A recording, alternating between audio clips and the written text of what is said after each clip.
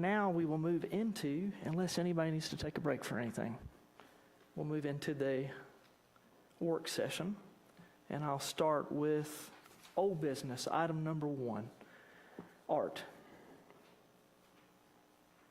And we don't need to go over the whole project again. I think what we're interested in is, I know that there were some comments last month about some needed changes to the language and to the site plan. And a picture of the variances, and it's my understanding you may not have that from the applicant yet, so. That's correct, yes, sir, Mayor. Good evening again, Mayor and Council. So just briefly, planning staff has been in contact with Mr. Park, the applicant. We actually met in person, Jennifer Logan and I, in person with Mr. Park about two and a half weeks ago now, I guess. And so we chatted with Mr. Park in regards to what Council is requesting with an updated survey, full survey, and site plan showing the details of the parking, the landscaping, the footprints of the buildings in clearer detail. Mr. Park is willing to do that, and I believe is working through that. I will say that in my experience, it does take quite a while to get a survey, and especially a site plan. The surveyors and engineers are just always busy, and we totally understand. It takes a while. Yeah. And so I do believe that will be forthcoming. So I wanted to just mention that to Council, not to give the impression that that the applicant has been obstinate, but I think it's just taken a good while to get that done. So with that being the case, if Council is amenable, this might be an opportunity to keep this on the table and give Mr. Park adequate time to be able to submit the sufficient information as requested by Council. I appreciate it. Everybody good with that? And just table it again for another month. All right, let's move on to item number 2. This is yes. Did you say table it or keep it on the table? I think we need to table it. I meant to say keep it on table, sorry. I've been advised by Frank at least a few times that I think we didn't table it to a particular time, so do we need to table? I think we're going to need to table it again, right? I think that's my understanding of what your planning director was requesting, is that he wanted you to give them additional time. Do you know if they're going to have it available by September? I don't know that. I don't know the timetable. Because this is a zoning item, I think I would prefer you table it to September. If you need to table it again, then you move it from September on to October. But that way, that if there's anybody who, because it's a zoning item, is interested in it, then they can come to the meeting, as opposed to all of a sudden it showing up on an agenda and they feel like they weren't aware that it was there. So my suggestion would be table it to September, and then if you need to table it again, you can table it on to October. Sounds good. We'll do that next Monday. All right, item number 2.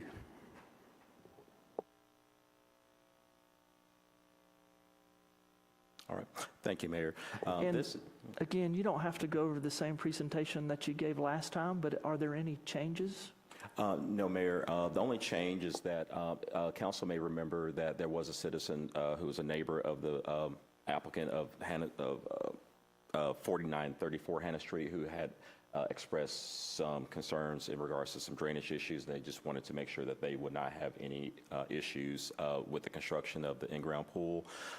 And Ms. Howard, Jennifer did reach out to those folks, and it's our understanding that the neighbors have conversed and seem to be at a good place from our understanding. Everything else remains the same. The pool meets the aesthetics of the for design review. There are no variances requested, so everything remains the same, other than we understand that the neighbors have had a chance to chat and seem to be at a good place. Thank you. Yes, Gary. Right, so the main point of contention was the drainage and the potential swale that was there and had been removed. There'd be adequate fill from the pool being constructed. can we get some sort of documentation of this agreement? I don't really care about the details as long as they're both on board with it. So can you get some sort of document that both of them are saying they've agreed to whatever this proposed settlement is so we can move on? I think we can reach back out and see if we can get something in writing, either an email communication between staff and those folks, or between themselves, and see if we can get that, and then have that for next week. But yes, sir, we can check to see if we are able to get that. Okay. I did see the Bonillas the other day, and they said they'd spoken to the Johnsons and said everything was okay, but just having something that lets us know for sure would be great. And they may both families may be here next Monday night too, but thank you for that, Gary. Mayor? I have a Yes, comment. Josh. I appreciate and I understand why we table this, but I don't want any sort of paper trail that the city is trying to bog this down. I mean, this is somebody wanting to invest in our community, and I am a purveyor of let's have a smaller government and let's not bog down in this bureaucratic mess, and that's kind of what we're doing here. So, I mean, I hope that the council is agreeable to next week, even if we don't have this documentation, that we're going to take our residents' words for it, that they are in some sort of agreement, and so they can go ahead and get this pull in. So. I think I can text Chris Johnson tonight and ask him if he's okay with it, and I'll show y'all his response back. But that's a great point that you made. Great point. All right, anybody else on this one? All right, next we're going to move on to item number 3, and this is one that we've talked a little bit about, but we have the map and everything now, so. Yes, sir. Thank you, Mayor. Again, this is a readoption of the City of Sugar Hills zoning map. Have that for you. And then this is the legend, the key for the different zonings that we have, including the overlays. And that is the text from the ordinance. And then this map just shows the zoning changes collectively from 2020 to 2025, just as a separate layer for council. And then the table. And just saying why we do this. And just again, as a point of clarification, the zoning map online is correct and is reflective of all zoning actions approved by the City Council. The map is updated by staff after each zoning action, and a database is kept which reflects each action. The requested action is to readopt the official zoning map of the City of Sugar Hill. So again, I just wanted to make that clarification. So that is the requested action from staff. All right, thank you, Art. Any questions? I'd just like to say that's perfect. That's exactly what we were looking for. Very clear in one shot what changes have been made. Thank you. Good deal. Frank, we do need to have a public hearing on this next Monday, is that correct? I assume it was re-advertised for this week, for Monday? Yes, so as long as it was re-advertised, then yes, you need to have a public hearing on Monday. Got it. Will do. All right, next we'll move on to the 2024 audit and financial statements, and don't need to go over that one again because we got a pretty boring presentation on it last month. Sorry. Oh, interesting to some people, but important. Any questions of staff? Yep. Gary? No additional comments about the audit itself, just that wanted to know if it had been placed on the city webpage and it's available for public inspection.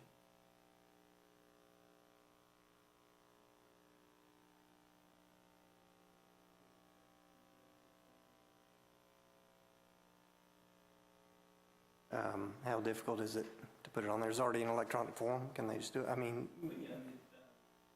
I'd like people to have a chance to inspect it and comment if they want. I mean, before we just move on from it. Well, just by practice, we didn't put it on there until Understand. all had seen it first and accepted it.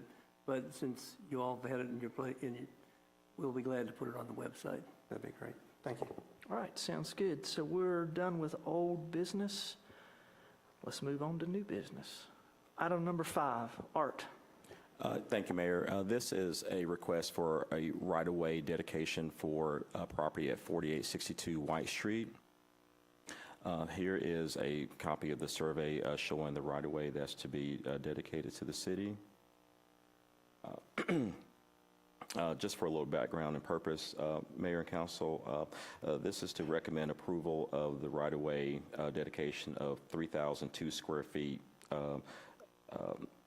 which is a .069 acre parcel on White Street here in Sugar Hill, as conveyed by Randall M. Titshaw of the City of Sugar Hill for public use. The grantor is Randall Titshaw, grantee to the City of Sugar Hill. The legal description, survey, all are prepared by a qualified surveyor. The document details include their preparation by the Albrum Law Group, which was executed in July 25 with signatures from the grantor and the City of Sugar Hill witnessed and notarized. Consideration was $10 and other valuable consideration, and conveyance and fee simple with limited warranty subject to permitted exceptions. The project details the right-of-way dedication facilitates public infrastructure improvements along White Street, enhancing access and connectivity to Sugar Hill. The recommended action is the acceptance of White Street right-of-way dedication as outlined in the limited warranty deed to support the infrastructure. And the last point is that this dedication enhances White Street's functionality, ensuring safe and efficient public access while aligning with the city's infrastructure goals. The legal and procedural requirements have been met, and the conveyance supports Sugar Hill's commitment to community connectivity. I'll be glad to answer any questions. All right. I may call on Troy for anything. I've got a quick question before I open it up for questions, but what would we use the right-of-way for? I guess we could use it for sidewalks in the future, or we could use it for roadway expansion. I know it's super, super narrow. Now you kind of have to wait for cars to pass. It reminds me of like over there where we're talking. Yeah, absolutely. It could be used for utility installation, for gas line extensions, or sidewalks, or pavement, roadway. Sure, I never turn away free land given to us by anybody, but I just wanted to ask. Yes, Gary. So several questions here. I'm assuming this is in the same location as the property on White Street that we did a rezoning on? That's right, yes, sir. Okay, so maybe I'm unclear on this, but the box it looks like you've got drawn there, that's the actual right-of-way being dedicated? Yes, sir. That looks like the center of the road, from edge of asphalt to edge of asphalt. Do we not own the roadway there? Is that what this is? And if that's the case, do we not own the rest of the road? Maybe I'm reading it wrong, but that's what it looks like to me. I mean, sometimes these things happen over the years, but I'm trying to understand what it is we're looking at here and how big our problem may be. If they own the road there, do we not own the rest of the road? We haven't surveyed beyond this, but that is a possibility. Okay. In the case of Stanley Street from a few months ago, recall that the road was not necessarily built in the center of a right-of-way that was established, or it was organically constructed over the years. And so this is probably something similar, where either right-of-way was not dedicated when the road was constructed initially, some 50 years ago, or whenever that was, or paved in the wrong location. Any number of things could have contributed to it. We have not really looked at any of the other surveys, to my knowledge, one side or the other. Okay, additional question. I don't see particular measurements on there. Maybe I'm just missing those, but it appears to include the roadway, but then an additional portion that's not currently paved based on it being from the edge of the asphalt. So this is someone's property that they're deeding to the city. Right. So what's in the bold box is, the dimensions are shown on there, and that is the area. So that property owner is deeding to the city that amount of land as right-of-way. What's across the road, where White Street is labeled, is someone else's property. Right. That potentially could be dedicated to Buford. So that's not what I'm asking about, though. But we're kind of stopping it at his ability to dedicate and deed right-of-way. What I'm trying to figure out is from where it says edge of the asphalt to what might be a southwest direction there, based on the orientation I see here, where it's got north 28, What is that distance there? How far off the road is being dedicated? And the reason I ask that is if we don't own the rest of the road and we're potentially going to need to acquire that, how much are we going to need to acquire on the rest of the road? I don't know how wide that road is. It may be 12 feet or whatever, I don't know from this illustration. But if we need 12 feet plus 10, I want to know what we're talking about Okay, here. so L1 and L2 are in the table. So there's a distance there. Okay, So can you read them to me? I can, Oh, there, down there. Okay. yeah, the table on the lower left of right. the image. So that includes the roadway does. and the distance off the road. So, but visually, I think it's probably 5 or 10 feet from Okay. the edge of the asphalt to the property owner that's deeding the right-of-way. Okay. And if we need that additional space, potentially for road widening or utilities, that's what that would be for? Correct. Okay. All right, but likely, we're going to need to look at this for the rest of the road. Thank you. All right, thank you. And any other questions, comments? Yes, Josh? Troy, I guess just another question there. Is White Street already programmed into what we factor in to remill and pave ever so often? I'm going to look at White Street, but Border Street is on the list, Okay. which connects to White on the south side of the, here. Thank you. And the way that I look at the drawing here, after this adoption, I mean, other than, I don't know, a few inches in certain areas, we're going to have the entire roadway. In front of those two lots, but not the rest of the road. Yeah, but I get it. I get it. All right. Taylor, did you have something? Well, I'll just, from my experience in this area of doing surveying in Beaufort in particular, this is a very, very common issue.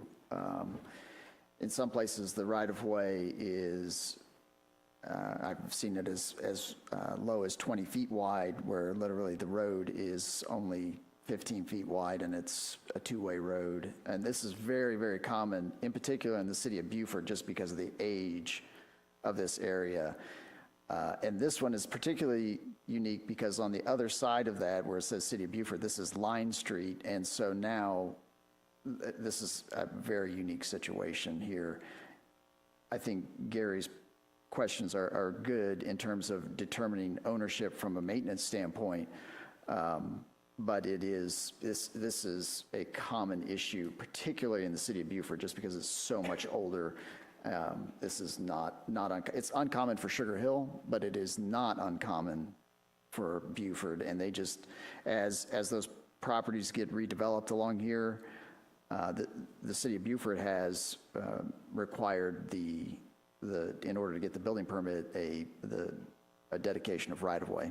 Whether that's the right way to handle it or not, I don't know. But that's the way the city of Beaufort has been handling these issues as their core gets redeveloped and houses get rebuilt.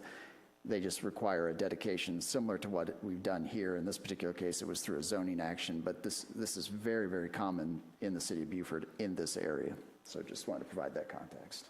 All right. Yes, Gary? Right, so I'm not questioning why we got here. What I am saying is we probably need to approach some other property owners about it. And if it's on the maintenance list, I would hold that off till we have right-of-way, but also put that out there as a carrot that, hey, we're looking at improving this street, but we can't do it if we don't own the road there. Thank you. Yeah, thank you, Gary. Anybody else on this one? All right, we'll move on to item number 6. And that looks like Art and Frank. I'll start. Thank you, Mayor. About 5 months ago or so, Jason Reagan from the Gwinnett County Health Department had contacted the Planning Department in regards to requesting a meeting and to discuss some updates to the City of Sugar Hill's Code of Ordinances as they're related to comporting with Health Department codes through the Gwinnett County Health Department under the auspices of DPH, the Department of Public Health at the state level. The request primarily is to update language, terminologies, et cetera, that are in the current City of Sugar Hills codes of ordinances regarding different aspects that are under the auspices of the Department of Public Health. And that primarily is to be able to match updated state language and definitions, and to be able to have full enforcement from the Department of Public Health, so that if there are any issues that come up, that there is not conflicting language. So just briefly, some of the key amendments under Chapter 18, under businesses, relates to tattoo and body piercing, and replacing that with a body art section. Chapter 38, with health and sanitation, and that deals with some updates to language with food service, tourist accommodations, public swimming pools, spas, and other recreational water parks, adding a section about body art, and then another section on tourist courts, and then Chapter 74 under utilities related to water and sewer service, on-site sewage management, and having those definitions and languages and terminologies comport with updated state language. And the action requested is to approve the ordinance to align the city code with the state and county health standards. And a key point is that this will streamline regulations and delegate enforcement to Gwinnett County Board of Health, and addresses public health risks by doing so. So that's what we have there, and I'll turn it over to Frank if you have anything else to close out. I don't really have anything else to add unless somebody has questions. All right, any questions? Yes, Gary?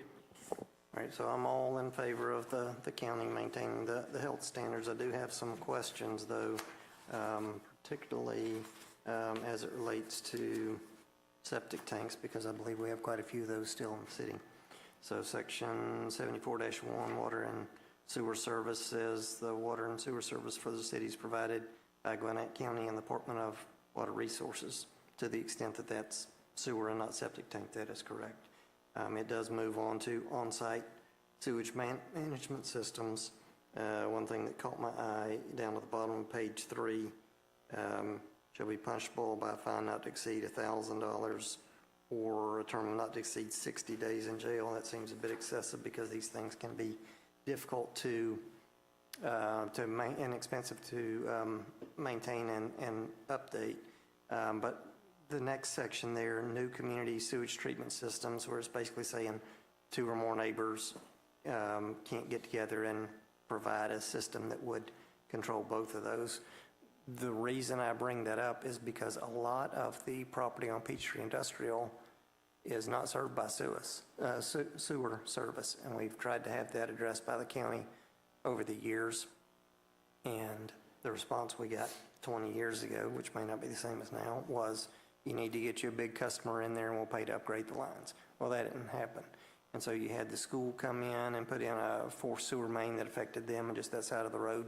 But there are a lot of issues with sewer on Peachtree Industrial, which has prevented some of the development there.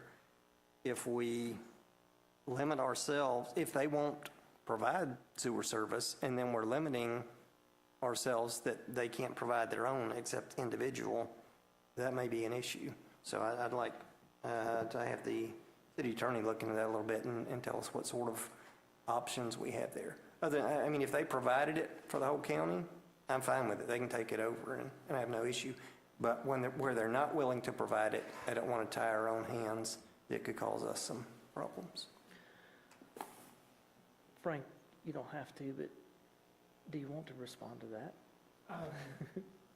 I am not prepared to respond to that this evening, but I can certainly look into it and be prepared to discuss it on Monday. I know Art made the comment that some of these were from the state, like updates to state law that just have been passed down to Gwinnett County and that are passed over to us. I guess that could be the case. I don't know. We'll have an answer. Okay, sounds good. All right, any other questions? Yeah, Josh. I guess just a comment, Mr. Purple. I guess I'm not following the line of reasoning for the community sewage treatment. That's almost like a private sewage system for one community. That is not, maybe Taylor can attest, that is not something that I run into in my day-to-day, that a community would have a private Right. sewage system. There are a handful that I have firsthand knowledge of, and they are not fun. And even Forsyth County, I think, was a guinea pig to use them, lots, and I think they have finally stopped, and you either connect to sewer through the county or you put septic tanks in, and make it just one person's burden instead of 50 people's burden. So, I mean, there's always the option for sewer taps, and they'd have to explore that on their own. That wouldn't be on us, but septic tanks are, of course, always an option. So, I don't think the community sewer treatment system is almost a bigger burden because it's less people being serviced by that one, unit. So, Right. for thought there. I'm not talking about subdivision development. I'm talking about some of these large lots on Peachtree Industrial. If you had, let's just say, for instance, AL Grading, and right next door is Young, Reeves Young, right? So if those two, if they can't get county sewer service, and just the two of those said, hey, why don't we build a big system? That's prevented here. If what I read was correct, I thought I saw it say 2 or more, right? I'm not for like 25, 50 and that sort of thing. And I'm thinking specifically of the situation on Peachtree Industrial, which would be commercial areas that don't have access to sewer, right? And that's the reason I bring it up. I think if it were subdivision, right, it could be individual lots. I think that's going to require larger lots, and those could be handled perfectly fine. But I was thinking specifically about that problem on Peachtree Industrial. All right, appreciate it. Anybody else? Taylor? Just to add a little context, that the DWR has been going through a fairly significant upgrade of the sewer system in our area. That's what's going on along Peachtree Industrial near E.E. Robinson. That's been a major sewer upgrade that's been ongoing for some time. In addition, I think what the point of this is, and I get Gary's point about allowing a couple of folks to get together. Regardless of that, though, that permitting would still not be in our hands. It would still be in Department of Water Resources and in the Department of Public Health's approval. So if they're proposing this and saying they're not going to approve it, we don't really have a way to override that, because they still have to review and approve whether it's a public or a private on-site sewage treatment. Either way, one or both of those departments are involved in that. Right. So I don't know that we have the ability to override their standards just because it doesn't matter what we say, they still approve it. They aren't going to approve it if this is their desired language. They just aren't going to approve it. But I get where you're coming from, that it could stifle economic development potentially. But I also think with the upgrades that the county is currently going through with that main that they're installing, that they have taken out the big issue of the amount of sewer that's available. There's still some site constraints from a topographic standpoint. The sites are too low, and they're going to have to put either on-site pumps for themselves to get to that gravity main. But that's not uncommon for folks to run into. But I think the biggest issue that you're referring to, Department of Water Resources has addressed in that Peachtree Industrial area. It still doesn't mean that there's sewer available to all of them, but they have significantly increased capacity with that sewer upgrade that has gone from, I think it's Level Creek Road, all the way down PIB, and I don't remember how far it went. I think it crossed PIB and went up into onto the other side of PIB even. So I think that the main issue you're referring to has been resolved with Gwinnett County. I think the lingering ones would be just somebody having to put in a force main or pump to get to that service. So anyway, just wanted to provide that. All right, thank you. Anybody else on this one? All right, we'll move on to item number 7, and that is Troy.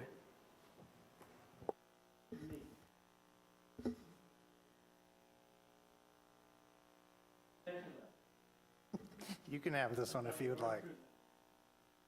If I can, let me It's hard to read sometimes, too. on the to introduce someone to you who's been working with Curtis and I for a few weeks now. She's an engineering management student at Rose-Hulman College in Indiana.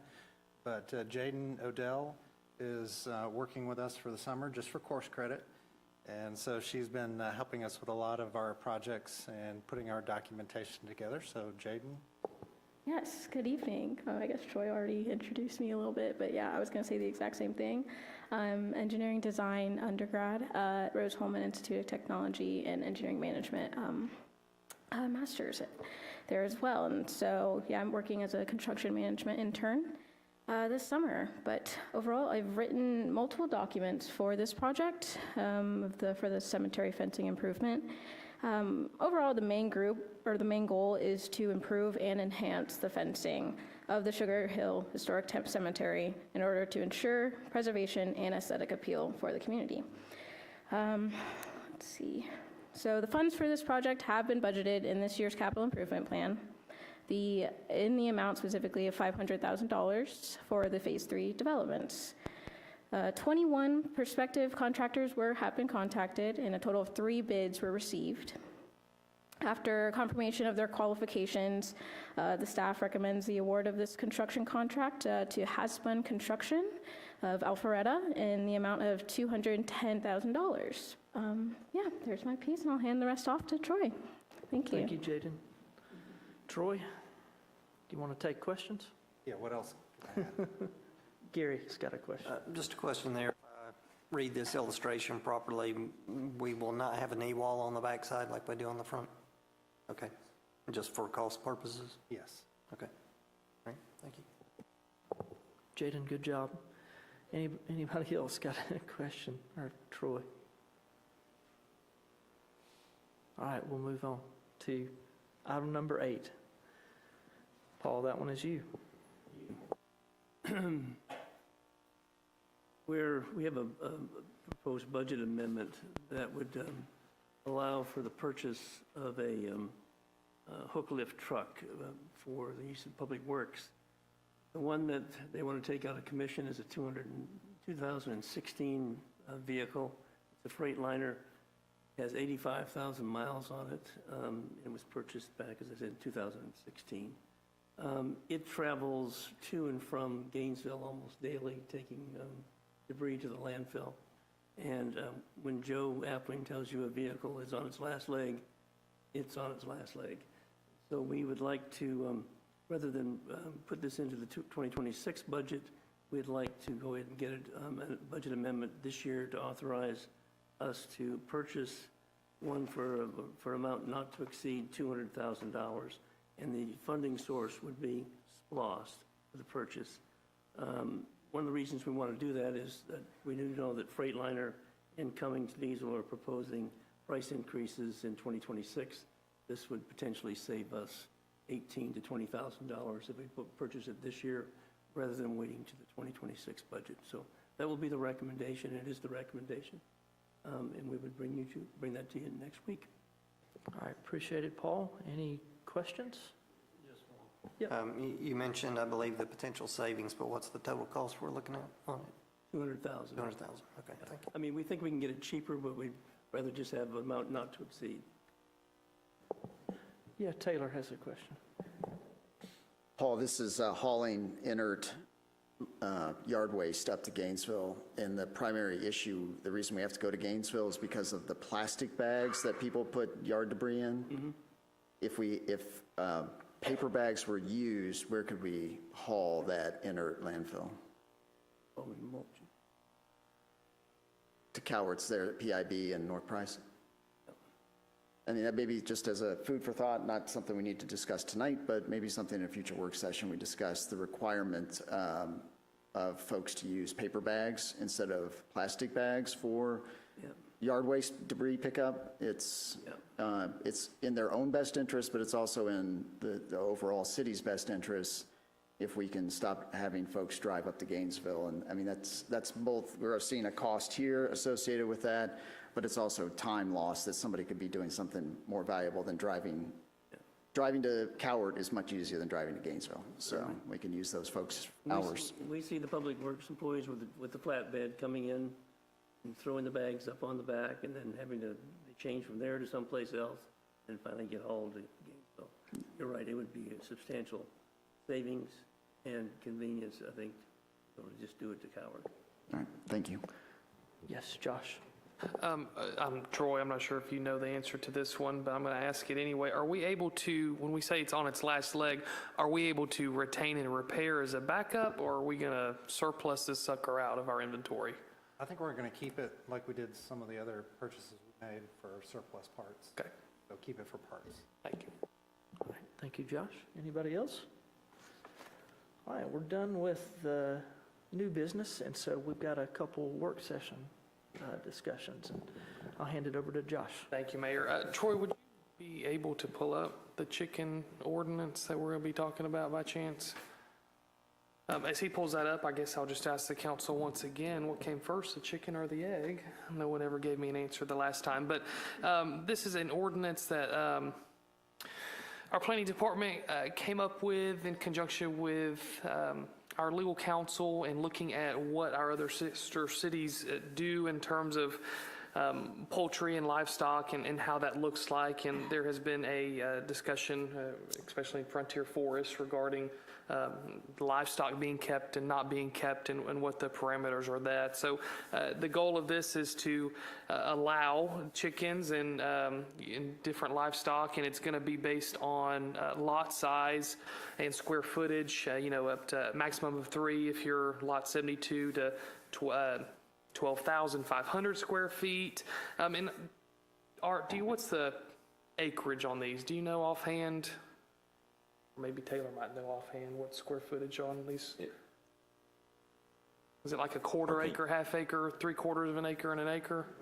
Roughly, an acre is 43,560 square feet. So the fractions thereof, I can't quite see it right now, but typically it's going to be Quarter acre, half acre, okay. third, So which is a roughly, typical city lot okay, so size. roughly a quarter acre, maximum of 3 chickens, roughly a half acre, maximum of 5 chickens, 3/4 of an acre, maximum of 8 chickens, and then an acre plus, maximum of 10 chickens. So we're not trying to get in some sort of commercial breeding, but more so of looking to, you could have something in your yard to teach your kids about something. Maybe you want to stop going to the grocery store and have these, have some fresh eggs on the daily basis. And also just as a general pet, if you like chickens as pet and you keep them in perpetuity. So chickens do have a long lifespan, believe it or not, folks. So great for the environment, taking care of your yard if you want to let them free range in the back part of your yard at least.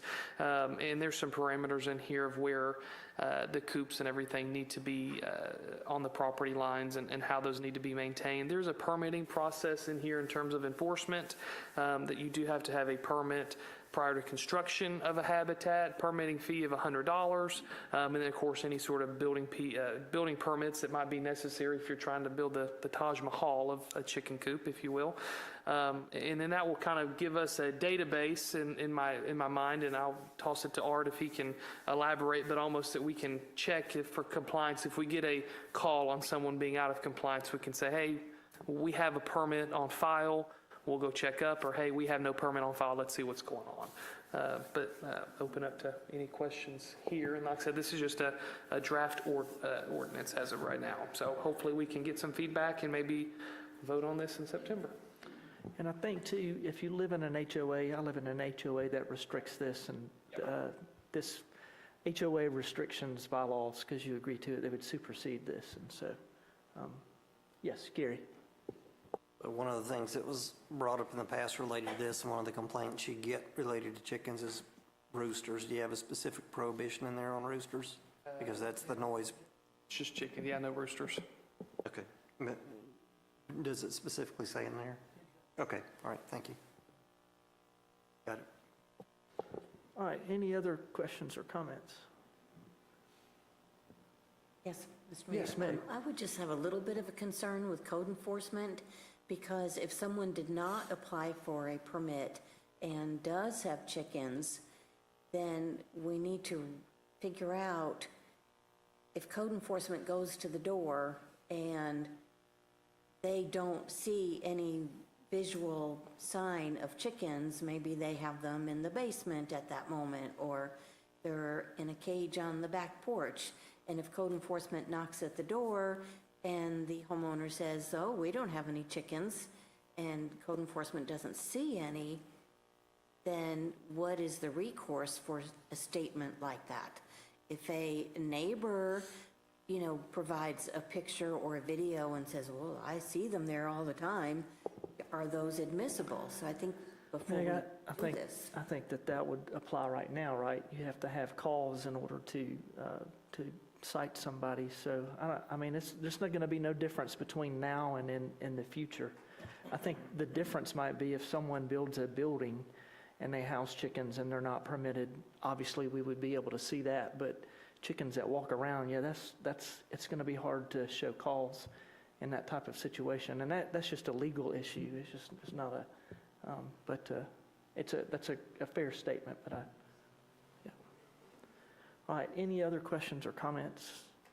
I'll just say, I'm personally good with it. I think it's as far as I know, I think the county allows chickens, and there's a county property owner that actually lives very close to me that has chickens, and so it's really hard to distinguish the borders when it comes to chickens as well. So, all right, anybody else? What's the process for this? Does it have to go through the Planning and Zoning Commission and then it comes to us, or is it? I think it depends on where you're placing it, if you're placing it in your zoning ordinance or not. So I'll defer to Art on where the intention of placing it is.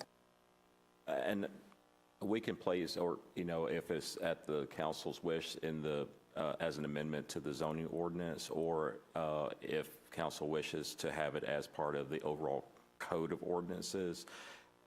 Different jurisdictions place this type of item in different places.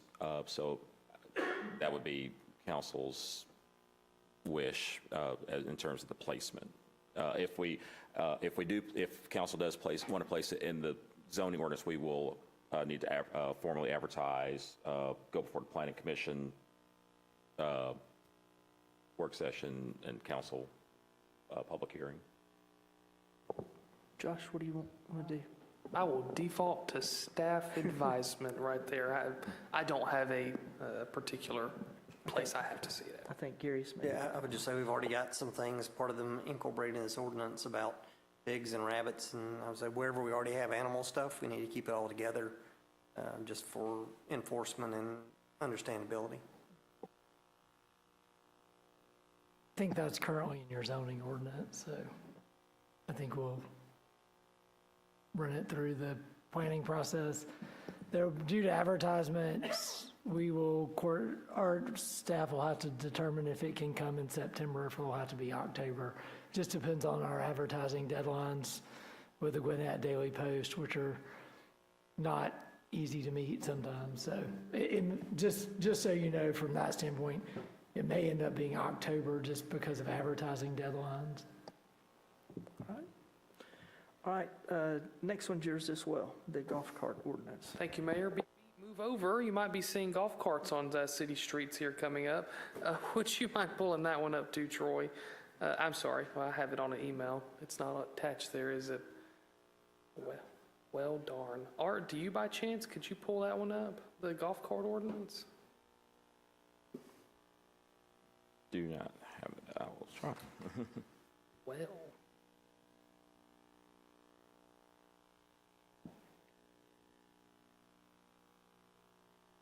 Troy, can I forward it to you?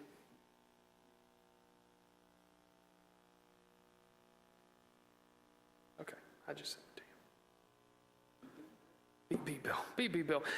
So the essence of this, and this is something that was brought up a couple, I guess a year now, about a year ago, regarding motorized carts and ultra low speed vehicles, I believe is the technical term. And our Chief Marshal Andy had worked on this and gotten some feedback from, once again, our sister cities and what things have been done and how better to enforce these. And we have been seeing some, especially in the city limits of Beaufort and downtown. There's a few that wander in and out just for ease of use on the public streets. And this is just a way that we can kind of maintain a common maintenance standard and how we are enforcing these and what it is. One of the main things that you'll see on here is also a permitting or a registration process. I believe it's like an annual $15 fee. So that is in here, but this is just kind of really making sure that, you know, you've got blinkers, you got windshields, you have different safety equipment on your vehicles as you're using these throughout the city.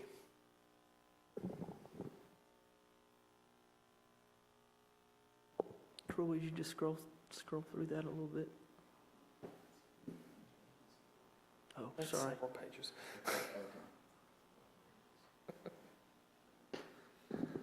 I'm not sure, could we invite Chief Marshal Andy up if he would like to say anything about this? You don't have to, I guess. You're welcome to, Chief.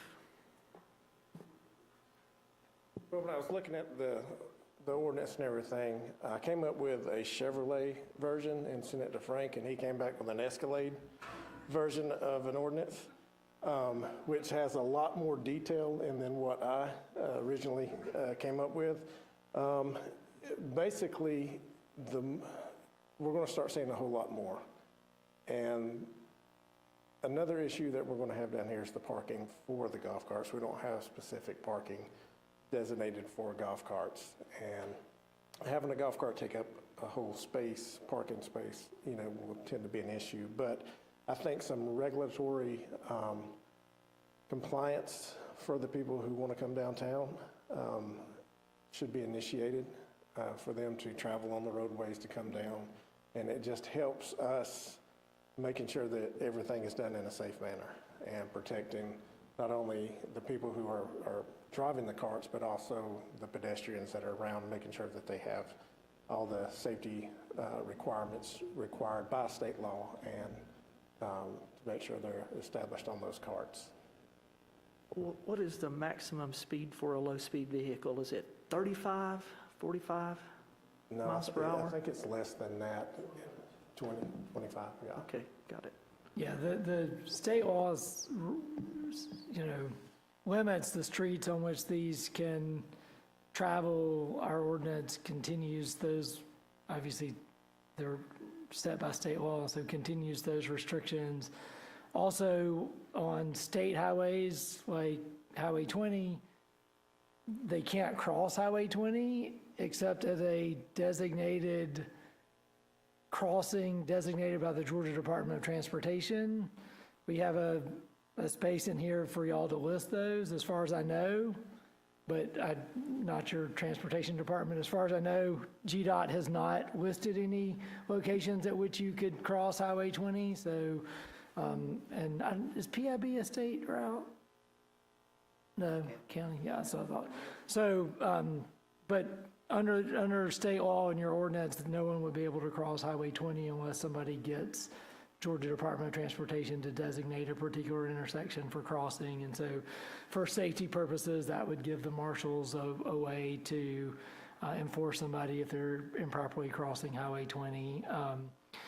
There are a couple of unresolved items, like who do you want to do your registration? Do you want that to be based in your finance department with Cindy? Do you want it to be based in your marshal's office with Chief Smith? Where do you want that to go? So there are, you know, a few little things that need to be worked out, but in looking at this, we consulted Fiery Branch and Carrollton and Villa Rica.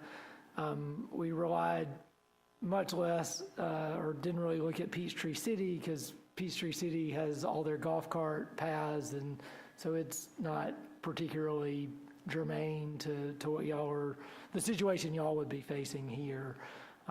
So, Is there a carve-out on this one for the Greenway? Because I think, right now, motorized carts are prohibited on your greenway, and this would not allow them on your greenway. If y'all want to allow them on your greenway, that's a conversation y'all would need to have, but currently, they are prohibited on your greenway, and this would not change that. This would not allow them on your greenway. that's good. And This what I is- meant was, I don't want them to be on the Greenway because I think it just changes the nature of the Greenway itself. But Another requirement is we'd have them have proof of insurance, because motorized carts on the streets, there is going to be the possibility of cars versus golf carts, and so we want to make sure both parties are protected during that. Any questions, comments from council? All right, so what would the next step be on this one? This would be in your code of ordinances, so this does not affect your zoning ordinance. We would just need to double check with GDOT to make sure they don't have any locations, and if they are, you know, so there's a few little location issues and questions that we had that either council or staff needs to say what department you want these things to be based and that kind of stuff, and to get it updated. So we should be able to bring this back in September when we get some questions answered. I think the draft could be sent out to y'all, and then you could give us your feedback so that we could have it updated for your September meeting. Josh, does that sound good to you? Thank you. And as far as the question regarding where to assign it, it's probably best to kind of let them. Okay. Taylor, did you have something you wanted to say? Since we have a lot of roads that go in and out of the city, and some of them are county maintained, for example, roads like Swanee Dam and Riverside, first off, carts shouldn't be on those roads, but how do we define the roads that a golf cart would be allowed on? Is it by speed limit? Yes. And by speed limit? 25 miles per hour or less in order to use a motorized cart. Okay, all right. Change, yes, like Whitehead Road, for example, is a, so anyway, I just wanted to clarify that because I know that there are roads that are county-owned, and I don't know how our ordinance would apply to those, so. And I believe most of Level Creek Road is 35 miles per hour, at least maybe until you get into the downtown area, I don't know. So for a majority of it, it would not be allowed, but potentially some of it closer in, it could be. All right, okay, sounds good. All right, we will move on to discussions and updates from the city manager. In the interest of time, I'll be brief and delay it till the next week to provide a comprehensive update, but you have on your seat or at your desk is the July training certifications and conferences that staff have attended, both in planning, public safety, and public works, and particularly Nicole Klein, who attended the user group out in San Diego. She came back with a whole bunch of great knowledge and about how we can upgrade our GIS system to provide you much more functionality, looking at things, including being able to channel down with metadata underneath there. They would tell you, look at a piece of property, when was it rezoned, what are the conditions on the property, were there any variances, that kind of stuff. So she's excited about doing that kind of stuff, and it'll take some time, but every parcel in the city would have an identifier that you can take a look, just not the sales report that comes with the tax assessment, but other types of things. Andy, you want to give a public safety update? I know you had one prepared. Yeah, and you don't have to hand out anything, just... Yeah, of course, we continue to monitor the parking in the downtown area. Doing a lot of safety checks within the residential business districts as well. Welcomed Marshall Jeff Fields. He filled one of our positions that had been vacant since February. So we did the onboarding process with him last week. He's falling in pretty well and getting the routine down pretty good with us. Conducted a lot of training last month. All marshals qualified as we were required to each year with our firearms. So everybody is qualified and have completed all the necessary training to keep their post certification as of to date. So other than that, things are going smoothly. We just look forward to working with everybody within the city. Thank you, Chief. Andy, was there a qualified instructor who on firearms? Who would that have been? The instructor for the Yes. farms? For one session, it was Corey Cummins, one of our reserve marshals. And then we partnered with Flary Branch Police Department and utilized one of their sergeants up there for the additional. Thank you. All right, Paul? We're going to wait till next week to do the operations and construction update, and we'll also give you an events update as well. We do have a concert in the theater on Friday, which is Sister Hazel. It'll be a packed house, so, and then 10 days later, we do have fuel in the bowl, so, but I know that Avery wanted me to at least give you an update on that. Tomorrow night's farmer's market will be underneath City Hall parking deck. We're expecting similar weather tomorrow night that we had today. That's right, we've got 2 ribbon cuttings tomorrow. Chipotle, 10 a.m. Pulse Dance Studios, I apologize, I cannot remember the time, but I'll make certain that it gets out to everybody. And then Thursday night, I believe we have the Meet the Player event. It's a partnership with Lanier High School. It's a tradition that they've had for many years, but they're going to do it in the bowl, Wednesday, sorry. It's always hard for me to keep track of my dates, but let me look real fast as I'm just talking here, because I think that's going to be a great event to come to. Yes, that is Wednesday at 6 p.m. in the bowl. So all the varsity players will be introduced by the coach, and then we'll have the cheerleaders there and the drum line from the Lanier High School marching band. And so come out. A lot of parents, a lot of kids, and a lot of our school teachers. Yep. And I think that's it for this week. All right, so I asked Paul earlier if he needed to have an executive session from his standpoint. Frank, do you need one? Is something that could, if it moved? All right. I'll just look for a motion to adjourn our work session then. Motion to adjourn. Thank you, Meg. Is there a second? Second from Gary. All those in favor of adjourning, please raise your right hand. All right, we'll be back here next Monday, 7:30 for our regular city council meeting.